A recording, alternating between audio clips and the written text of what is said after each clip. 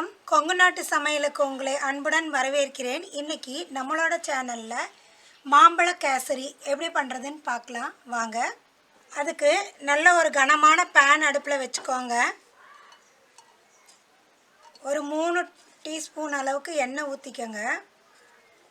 சமையலுக்கு பயன்படுத்துகிற எந்த எண்ணெயாக இருந்தாலும் சரி, நான் கடலெண்ணெய் யூஸ் பண்ணுறேங்க. இப்போது எண்ணெய் நல்லா சூடானதும் இந்த கப்பில் 1 கப் அளவுக்கு ரவை எடுத்துருக்கேங்க, வெள்ளை ரவை. அதை மிதமான சூட்டில் நல்லா வறுக்கணும். ரொம்ப வேகமாக வச்சு வறுக்கக்கூடாதுங்க, கலர் மாறிடும், ப்ரௌன் கலர் ஆயிரும். இல்லை வெண்ணெய் நெய் அந்த மாதிரி இருந்தாக்க கூட நம்ம அதையும் ஊற்றி கூட நம்ம வறுத்துக்கலாம். நான் எண்ணெய் மட்டும் ஊற்றிருக்கேன்.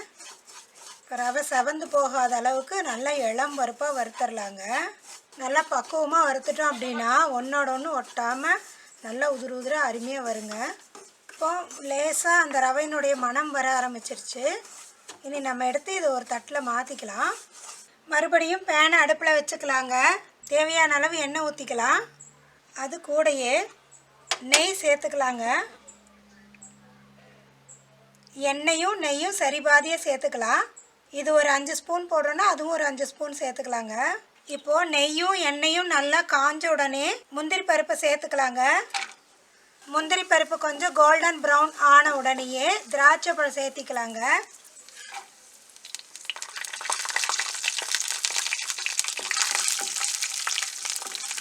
இந்த திராட்சை நல்லா ஊறி உப்பி வரும்போது நம்ம ஒரு தட்டுக்கு மாற்றிக்கலாம். பாருங்கள், நல்லா எல்லாமே நல்லா உப்பி வருது, குண்டு குண்டா பாருங்கள், புசு புசுன்னு வந்துடுச்சு. இப்போ ஒரு தட்டில் மாற்றி வச்சுக்கலாங்க. இப்போது அதே எண்ணெயில் நம்ம எந்த கப்பில் ரவை எடுத்துக்கிட்டோமோ அந்த கப்பில் 1க்கு 3, 2 அல்லது 3 வீதம் ஊற்றிக்கலாங்க. நம்ம இப்போது தண்ணி நல்லா கொதிக்க ஆரம்பிச்சிருச்சுங்க. நம்ம வறுத்து வச்சுருக்கிற ரவையை இதில் கொட்டி நல்லா கலந்துடலாம். அதுக்கு முன்னாடி நாம் ஃபுட் கலர், இதுக்கு ஜிலேபி கலர் சேர்த்துக்கலாம். விருப்பம் இருந்தால் நீங்கள் சேர்த்துக்கோங்க, இல்லைன்னா தேவையில்லை. உங்கள்கிட்ட குங்குமப்பூ இருந்தால் அது சேர்த்துக்கலாம். குங்குமப்பூ அதனோட கிட்டத்தட்ட கேசரி கலர் கொடுக்கும்.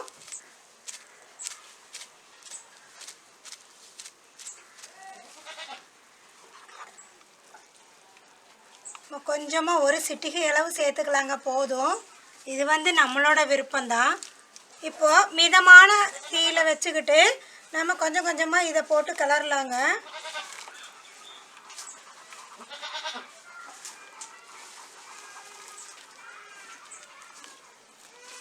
நம்ம வறுத்துருக்கிறதுனால கட்டிப்படாது, இருந்தாலும் நம்ம கொஞ்சம் கொஞ்சமாக கட்டி நம்ம இது கிளறிட்டே இருக்கலாம். அடுப்பு சிம்லேயே இருக்கட்டுங்க, நிதானமாக வேகட்டும். பாருங்க, கரெக்டாக பக்குவமாக வறுத்துட்டோம் அப்படின்னா அந்த கட்டியெல்லாம் வராது. இந்த மாதிரி ஒட்டாமல் நல்லா கட்டி பதத்துக்கு வரட்டும். அது வரைக்கும் மிதமான தீயிலையே வச்சு சிம்லேயே வச்சு நல்லா நம்ம வேக வைக்கணும். இந்த மாதிரி நான்ஸ்டிக் பேன்லேயெல்லாம் ஒட்டாதுங்க. மற்றபடி அலுமினிய பாத்திரம் அந்த மாதிரி அப்படிங்கும்போது நம்ம கிளறிட்டே இருக்கணும். இது நல்லா கெட்டிப்பட்டுருச்சுங்க. இப்போது நெய்யில் வறுத்து வச்சுருக்கிற முந்திரி திராட்சை இதில் சேர்த்துக்கலாங்க. இது கூடயே ஏலக்காய் பொடி பண்ணி வச்சுருக்கேன், அதையும் சேர்த்துக்கலாங்க. 4-5 ஏலக்காய் தோலோடையே அப்படியே நான் பொடி பண்ணி வச்சுருக்கேன், அதையும் சேர்த்து நல்லா பரட்டி விட்டுறலாங்க. நல்லா கலந்து கிளறி விட்டுடலாம். இப்போ அடுத்தது நாம் மாம்பழம் ரொம்ப காயும் இல்லாமல் பழமும் இல்லாமல் நடுத்தரமான பழத்தை பொடியாக கட் பண்ணி வச்சுருக்கோம், அதையும் இது கூட சேர்த்துக்கலாங்க. அப்படியே சாப்பிடும்போது வாய்க்கு முந்திரி பருப்பு கூட இந்த மாம்பழம் வரும்போது இன்னும் கொஞ்சம் டேஸ்ட் நல்லா இருக்குங்க. இப்போது நல்லா கெட்டியாக வந்துருச்சு, நல்லா கலக்கியாச்சு. இந்த சமயத்தில் ரவை எந்த கப்பில் எடுத்தோமோ அதே கப் அளவுக்கு சர்க்கரைங்க. 1 கப் ரவைக்கு 1 கப் சர்க்கரை, இது கரெக்டாக இருக்கும். ஒருவேளை உங்களுக்கு இனிப்பு தித்திப்பு அதிகமாக வேணும்னா இன்னொரு 1/4 கப்பு நீங்கள் இது கூட சேர்த்துக்கோங்க. சூடாக ஆக இந்த சர்க்கரை இலகி வருங்க. அப்போ உங்களுக்கு கேசரி இலக்கம் வரும். நல்லா நெய்யோட மணத்தோட கம்மன்னு மணமாக இருக்குதுங்க. இது எல்லாமே மிதமான தீயிலேயே எரியணும். பாருங்க, எப்படி கொல கொலான்னு நல்லா அப்படியே இலகி பாவு கரைஞ்சி வந்திருக்கு பாருங்கள். நல்லா உருகி வரணும். இப்போது உருக்கி வச்சுருக்க நெய் ஒரு 1/4 கப் அளவுக்கு இதில் சேர்த்துக்கலாங்க.